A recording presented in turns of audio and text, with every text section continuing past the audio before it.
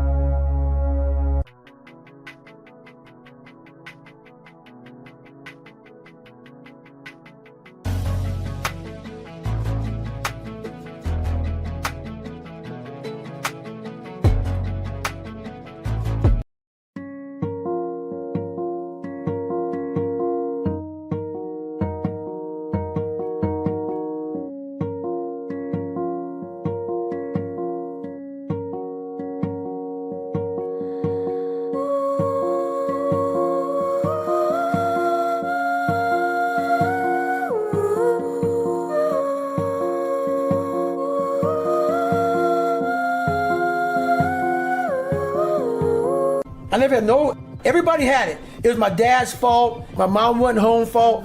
My life was, everybody had a piece of my fucking brain. And through this journey of suffering, and the suffering, I put it in because I started finding myself. And I started, oh no, I'm gonna take this fucking back from me. This part of my brain is mine now. And I started puzzling back this piece of my brain. And through that, I grew confidence, where I had this internal conversation with myself a lot. And I knew I had to make a stand. I knew where I was going. I knew where this road led that I was on. And I was afraid. I was afraid to make that stand. So this process was going on a long time in my mind. You know, I was afraid of this, afraid of that, afraid of this, afraid of that. I knew I have to face this shit, man. But through facing a lot of this stuff, that's what started happening to me.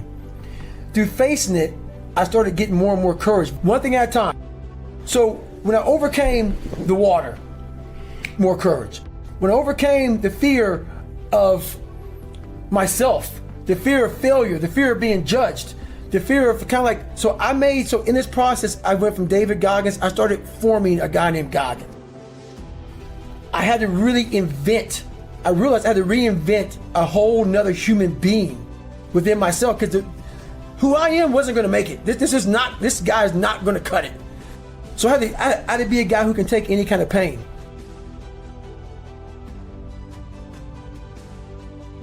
And we stayed in the water. That's all OLH is, which is pararescue school when I went through, is just that every day. So for 6 weeks, I didn't sleep. I was just terrified of going back to that water, but I didn't want to quit. Because I always quit things in my life. When things got hard, I bounce out. I quit everything, and I wanted to make a stand. Yeah. And so once I finally got through the ASVAB test, I started feeling more confident. I can read, I can write, I taught myself something. And I worked so hard on how to swim that I started getting a little more confident. I didn't want to go backwards. Yeah. And so when everything got hard for me, I always went backwards. I said, not this time.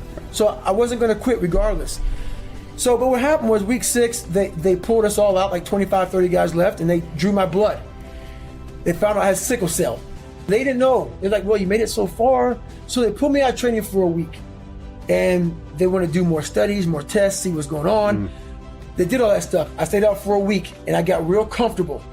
So when you go from being uncomfortable to comfortable, your mind's like, I'm not going back in that water again. Absolutely. You saw your boys getting trashed in the water, and you're on the sidelines watching saying, So a week went by, the doc called me back up, and I'm thinking I'm going to get medically disqualified from the Air Force. I'm like, this is great. I'll never have to quit. They'll kick me out. I'll never have to quit. So the doctor looks at me, doctor says, you know what, we can push you back in training. I said, oh shit.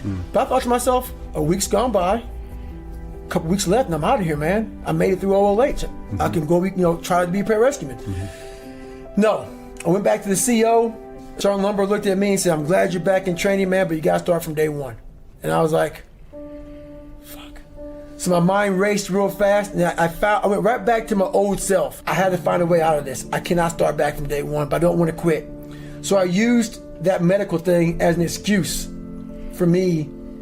I said, hey, you know what, Sergeant, I'm scared about the sickle cell thing, and no, I wasn't scared about that. I was scared of the water. And I didn't want to quit. So I found a way out without quitting, and the way out was him saying, well, you know what, I understand. So he gave me a medical. So I keep my head up a little bit and not quit, but my pride was shot because I knew the truth. I knew that I really quit. So I did a job called TAC-P, great hardcore job. So I'm 175 pounds now, and in 3 years, I went from 175 to 297. So I gained 106 pounds. I ate my ass off. I found comfort in eating, because you always have this thing hanging over your fucking head when you're not doing right by yourself. And I basically quit pararescue training. I did quit pararescue training, and it bothered me.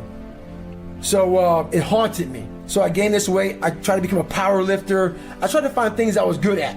So I ran away from things that challenged me. So I got out of the Air Force weighing 297 pounds and started working for Ecolab, spraying for cockroaches from 11 o'clock at night to 7 o'clock in the morning. And that became my life. And at 297 pounds with limited education, started spraying for cockroaches. One day, I would spray down Steak and Shake as my last spray down. I knew the manager real well, and he would make this special shake for me, man, with a chocolate, a little bit of vanilla, a little bit of straw. You know, when you're depressed, you like to eat and drink shakes and whatever. At a 45-minute commute home in my car, and I stopped by 7-Eleven, get a box of mini chocolate donuts, and I would get home, I would pop the TV on, walk back to the shower, listen to the TV while I was taking a shower, and that was my day. This day, what came on was a Discovery Channel show. I don't know if it's Discovery Channel or History Channel, and I said, it's the hardest train in the world or something. So, I try to be a pararescue, so I want to see what the fuck you're talking about. So I walked out, sat on the couch, start watching this, man. I saw the waves rushing over them, the snot bubbles, the jackhammer, the sugar cookies, and I felt so small. I felt like I was what everybody said I was, nobody. What I said I was, nobody. And I felt horrible. And I watched it. At the very end of it, I'll never forget the graduation ceremony. This was stuck to me. It stuck with me even to this day. the CEO, whoever gave the graduation speech, said, we live in a society where mediocrity is often rewarded. And he went on to talk about something. These men like this are some that detest mediocrity. And I heard that, and I saw him stand up there with so much pride. And I saw the 18, 16 men that sat in their dress whites who were graduating. And I saw the 150 guys that were ringing the bell, quitting and shit. And I said, I wonder how it feels to be that motherfucker sitting there in that white uniform, knowing that all these other guys came that were just as good as me and much better than me.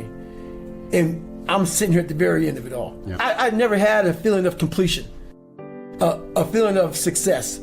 And I said, I gotta face this water. I gotta face this fear. Whatever the learning experience I got from mile 70 to mile 101, because that's what I ended up getting, changed my life forever. I thought I had gone through all these different crucibles in my life, and I thought I was at the pinnacle of mental toughness, as they call it, mental toughness, whatever. Mental toughness is a lifestyle. Yeah. It's not a class. So I was here, and I thought, man, I'm way up here mental toughness wise. My mindset's great. Mile 70, I sat down in this chair, and my nutrition was so bad. My plan was so messed up. I sat down, and I literally had to go to the bathroom so bad. I hadn't gone to the bathroom in 12 hours. And that Ritz cracker was basically a Ritz cracker ball, because without the proper water and stuff. I mean, I was just jacked up. So I sat there, and my ex-wife used to be, I don't know if she's or not, I don't know what she's doing now, but she was a nurse. And I was in bad shape. But I hadn't really gone to the bathroom that bad yet, not like I did afterwards. But the thing was, I couldn't get up. My mind was all messed up. But one thing I realized that we get so anxious, and in that 1 or 2 or 3 seconds, called the 1 second decision, you seize up, but you flood the compartment, which is your brain, of all this shit.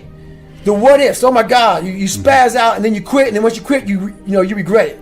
Happens all the time in Hell Week. 130 hours, you get in the first hour, they freeze your ass off, and you can't comprehend 130 hours of the shit. You're freezing. You're not going to go home that night. You're not going to Island Pasta to get the pasta meal that night. Your ass is mine, and you can't handle it. So I started just learning these processes of calming my brain down. I'm in the worst shape of my entire life. I've gone 70 miles. I've never gone past 20 miles. I'm horrible. It's a great rewarding feeling, but it's also a feeling of the worst pain I've had in my life. My feet are broken. I'm messed up bad, and I had to take this big pile of shit and slowly start to compartmentalize what was in front of me. And the first thing was, you can't stand up. Your blood pressure's messed up, so you can't go another 30 miles unless you be able to stand up. Fix that. Got around those issues. I was able to stand up, got on the track again, and I was barely making it on the track. And then this is what changed my life to this day. I can't really imagine anything ever topping it. At mile 81, my ex-wife looked at me and she said, we're not going to make this time, because I was going like a 30-some minute miles, barely getting around the track. The shape I was in at mile 70 was the worst shape of my life. I can't say it enough. I ended up running I ran 101 miles. I ran the next 20 miles. Didn't walk another step. And I did it in like 18 hours and 56 minutes. And what I believe happened to me is when my mind, body, spirit, everything, for the first time, and it's never happened again since that time, everything really connected. When my mind knew he's not going to quit this race. Non-negotiable. I gave myself no way out. My mind said, we have to find more. We've all of us have gone through very hard times. But when we're in a hard time, our mind has a way of forgetting what all we've overcome. I have a way of taking 1 second when I want to quit and saying, okay, you endured this. So I look at my life and how I came up as the ultimate training ground versus most people look at it as why? Woe is me. God, why? Right. Why? I had to flip this upside down and say, hang on a second. God was training me to be one of the baddest men on the planet. That's how this was my journey.